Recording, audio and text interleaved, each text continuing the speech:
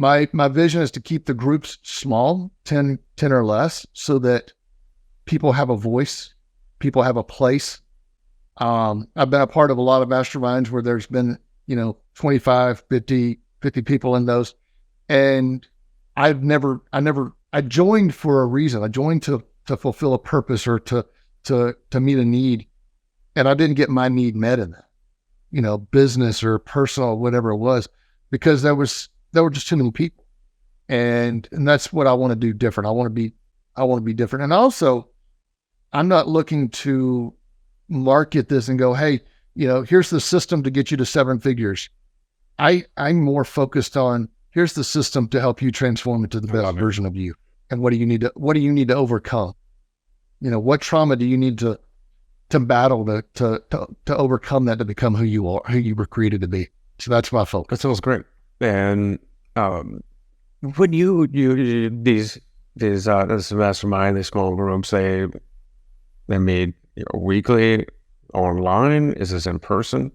How does it work? And what kind of what's involved with the mastermind? Yeah. So, of course, a mastermind is a group of like-minded individuals that come together with different goals. And so these groups are very small in number. We meet weekly by Zoom. And each week we spend about 10 minutes kind of going around the room doing a catch up. And then each week, 2 guys have what I call man in the middle. And so they get to bring, for 20 minutes or so, they get to bring whatever they want to be coached on, talked about whatever's going on in their life, personal, professional. They can bring it to the group and get the advice, get the accountability from these 8 or 9 other guys. And so if the other person's doesn't have anything that day, that person would get 40 minutes of time. We cut them off at 1 hour so that we set some good boundaries and honor people's time. And then we'll have some live events throughout the year where these groups can come together and actually meet in person, so that those relationships are even further forged, for lifetime relationships. And we're just encouraging people. Something I always say to my clients: the more vulnerable you are, the more you're going to grow, the more you're going to transform.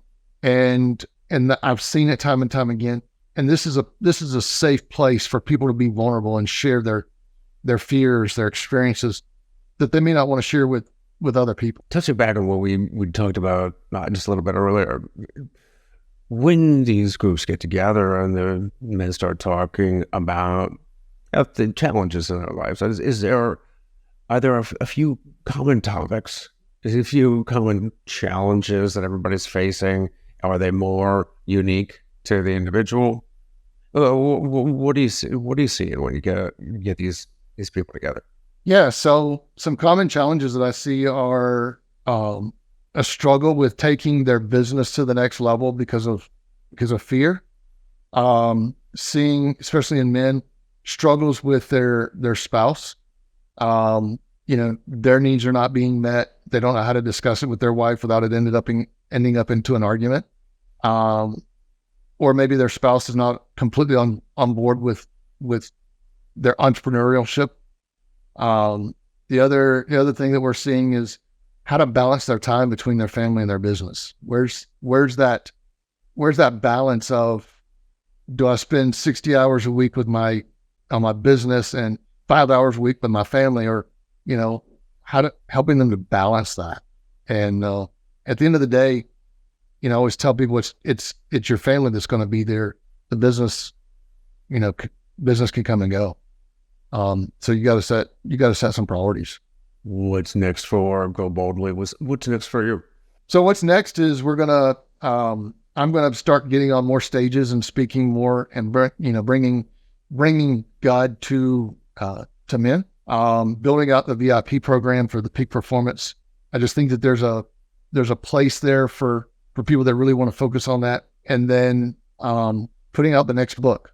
So that's first and foremost, getting that book out. What's the book about? It's going to be a sequel to Peak Performance. I haven't I've got the outline started, but I haven't gotten it all ironed out. But it's going to be, it's really, what have I learned since I put that book out in 2015. I've earned a second master's since then, and I've almost finished my doctorate. I've been deployed 3 times in that amount of time. So those experiences and what I've learned and how to overcome are going to be stories within inside that book. And so, what happened then, what happened now.